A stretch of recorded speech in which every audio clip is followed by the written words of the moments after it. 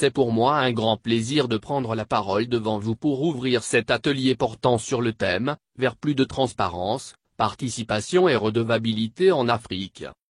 Je commencerai par remercier toutes les délégations qui ont accepté de faire le déplacement de Conakry pour prendre part à cet atelier. Vous avez quitté chez vous pour venir chez vous.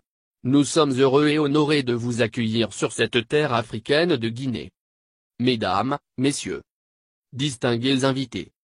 Il existe aujourd'hui un consensus fort sur la nécessité de concevoir la transparence à la fois comme une exigence démocratique, un facteur d'efficacité des politiques publiques et un vecteur de bonne gouvernance, si elle est politiquement et institutionnellement portée. C'est pourquoi, le gouvernement, à travers les ministères ici représentés, a décidé de donner à cette rencontre importante, la place qui lui revient. Mesdames, Messieurs, distingués invités.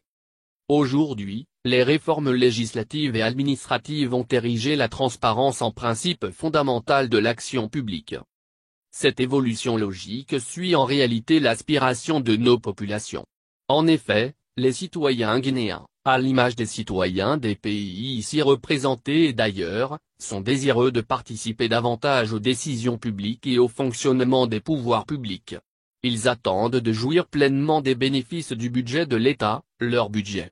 Ils veulent aussi des explications sur les raisons qui motivent les politiques budgétaires que nous menons.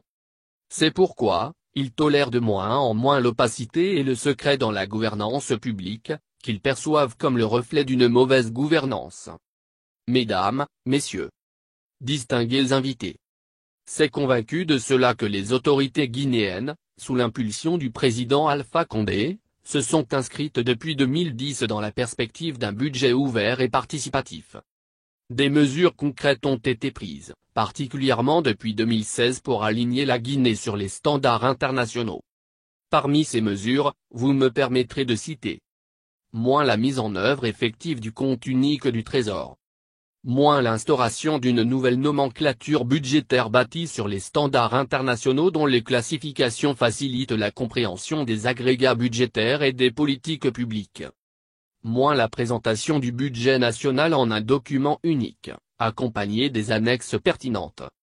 Moins le renforcement du rôle du Parlement en tant qu'autorité budgétaire, notamment le respect de l'autorisation préalable du pouvoir législatif.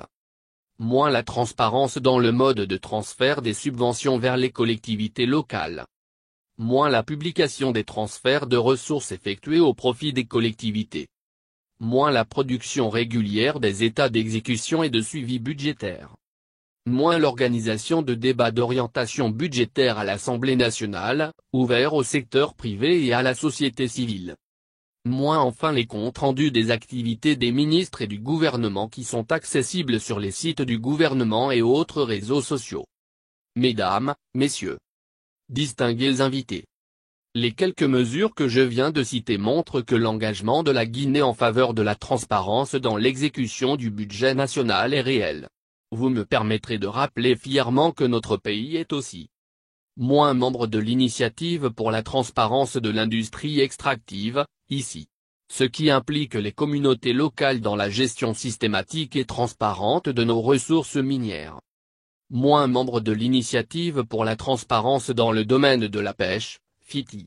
Initiative basée sur la transparence et la participation pour une gestion durable des ressources halieutiques. Moins membre de l'Alliance Smart car nous voulons nous servir d'éthique pour accélérer la transformation socio-économique nationale, conformément à notre programme national de développement économique et social. Notre défi est de concrétiser l'engagement du président de la République de faire adhérer effectivement la Guinée au partenariat pour un gouvernement ouvert en 2018.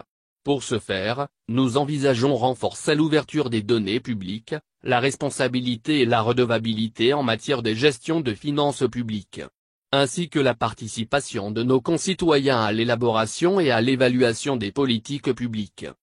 C'est pour cette raison que je formule le vœu que le présent atelier permette à la partie guinéenne d'apprendre des expériences d'ailleurs pour permettre à notre pays de faire face à ces différents défis et de continuer d'aller de l'avant.